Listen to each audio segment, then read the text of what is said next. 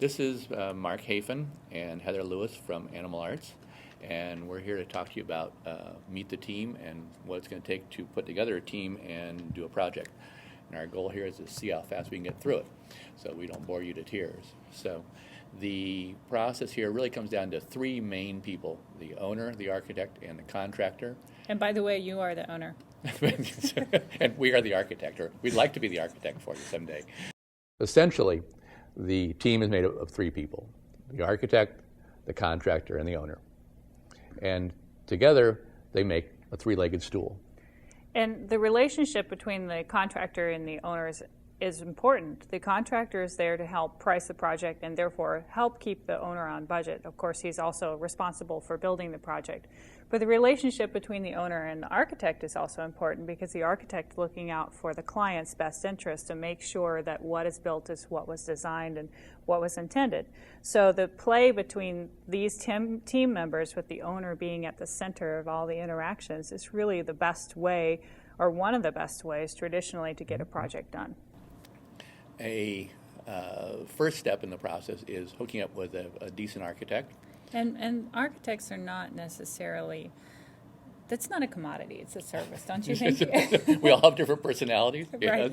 Yes. Some of us are nice and some of us aren't, so that works also. And you need to find one that actually meets, that matches your personality and what your needs are. One that speaks to you and that you think understands you and your needs and goals, and has projects that speak to you. Right, and listens to you and not speaks at you would be a neat idea. So, and you want to bring this person on early, because they can actually be a tremendous resource. They can step you through this. They a typical architect on a veterinary project has done it 300 times, or an expert does or has, and whereas you probably haven't done it at all, and so take advantage of that. Imagine how long it would take for you to step us through doing surgeries. That's not a good idea. Not a good idea. No, let's not think about that. The role of the architect, we do design work. That's what we like to do. That's what we like to think we spend most of our time doing that. In truth, that's only a small fraction of our time. Yeah, if we get to design something, it's a great day. Exactly. Yeah. Go home early. Yeah, most of our time is involved in hand holding. This is what we specialize in, and it takes a certain persona to do this well. And it depends on the day whether we're going to be good at it or not. But seriously, we do a lot more than just design, and that's the point. Is that a good architect brings to you and to your project a lot more than just a good floor plan. The most important thing to understand about an architect is that, traditionally speaking, an architect is actually your advocate. It's that person can tell you whether or not your other team members are performing, and that is actually an architect's duty. That is an architect's obligation. So if you have a construction project going and something's not getting put in right, that architect is there to say, hey, this isn't being done per the owner's recommendations or standards or whatever. And I think that that's important to keep in mind, is that person's there for you. On the other side of the stool is the contractor, and this is the person that's actually going to build the project for you. So, but he too is going to do a lot more than just build the project. He's going to help you secure the permits. He's going to be responsible for hitting a budget and establishing a schedule. He's going to actually work out the process of, we call it means and methods, how you actually build a building. But he's also going to get involved with coordinating the work with the building department, being sure inspections are done. And lastly, once you move in, he will be responsible for warrantying the work. So, you're actually buying somebody not just for the duration of the construction, but for a period of time. You're going to live with what he's created, and he's actually going to have to warranty that for over a period of time. And it's important also that you like your contractor just as you like your architect, because once again, the way that he approaches the project is going to vary a lot depending on his personality and the personality of his firm and his experience. So it's important to like the person up front and to have these strong team members to play off one another. So the contractor's obligation is to bring your project in on time and on budget. The architect's obligation is to meet your goals. And if the two of them are talking to each other and they can talk together in a collaborative manner with you, then it's going to be a fantastic process. And if they're not, then you're screwed. so, so in terms of the actual process here, there's different delivery methods for construction, and one is a competitive bid, where you actually wait until you have the drawings are done, and then you have 3 or 4 contractors bid it, and then you get surprised and you go, oh no, and you try again. The other one is to do a negotiated bid, where you bring a contractor on early in the process, right after schematics typically, and have him start talking to you about what he thinks the price is going to be for this thing. And then the third one is kind of a new one's coming on strong, but I'd kind of caution you against it, the design build. And that's where the contractor and the architect hook up and give you a package. And that's a neat idea, except for you just knocked off one of the legs of your stool. So you really are stuck with the architect and the contractor together, working maybe against your needs. It's not necessarily a bad thing. It depends on the project, but all of these things, there are pluses and minuses to each of these processes. But the nice thing about a negotiated bid is some people might be scared away from it because they think they're going to get a higher price project, right. But they're going to get fewer surprises. Because and I think surprises are that's the thing that we don't want to have. That's what just drives clients crazy. So. Yeah, when you competitively bid a project, it's in the nature of the contractor, even if he's a great guy, to get the lowest price out there. And there are always going to be things that are missing from that price, and he may not even know that they're missing from that price. But the more the contractor knows the project, the better off you are in the long run. Now, when you actually get around to doing the actual contract, there's different ways of actually compensating a contractor.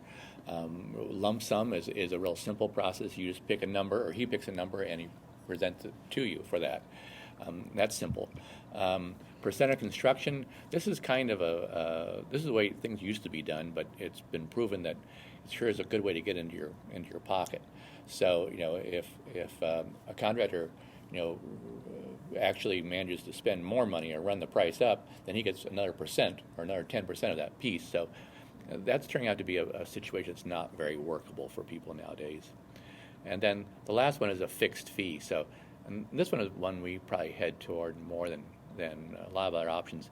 And it's based on having an open book accounting system that you can see the contractor's prices, and then he's paid a fixed fee on top, not a percent, but just a stipulated fee to manage the job. And the nice thing about that is you actually get to see his books, and you also he has a disincentive to keep on adding to the project. So there's a slight variation to that fixed fee, whereas if you see the open books and there is an opportunity for savings, if the contractor has some kind of incentive to share the savings with the owner, that can be a great situation for you, because then he could perhaps get a little bit of money back by sharing the savings with you if he can find something for less money or find a better way to do something. Yeah, and I think what you're talking about here is you're probably going to end up mixing these together a little bit, and so you have to fine tune what is the combination, and the actual process of how you fine tune this is actually an indicator of whether this person is going to be a person to